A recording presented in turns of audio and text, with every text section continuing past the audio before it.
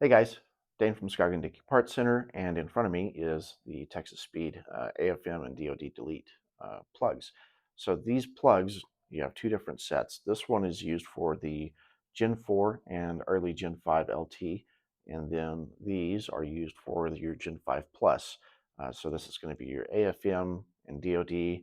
This is going to be for your dynamic fuel management, where you have multiple cylinders that are able to be shut off. So we're pretty much all accustomed to using these. These are little plugs you tap into the oil supply towers in the top of the block that are in the valley cover.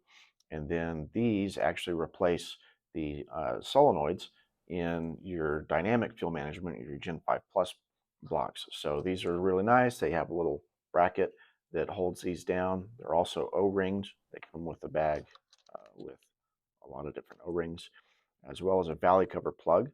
So this is a really nice little setup. Also, to be mindful that yes, you bought the plugs, that does not mean that you pulled off doing DOD delete. You're still going to need to have a non-DOD camshaft, or if you decide to do a performance camshaft, you do have to change the camshaft over from your DOD setup. And yes, you do need to have a tune. We get asked that question all the time. So yes, you're going to need to have it recalibrated.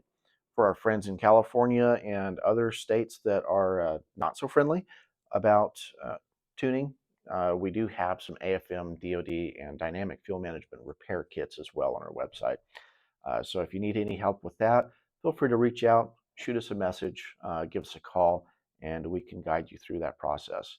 So something relatively basic for this. And if you have any other questions about performing an AFM or DoD delete kit, we'd love to hear from y'all.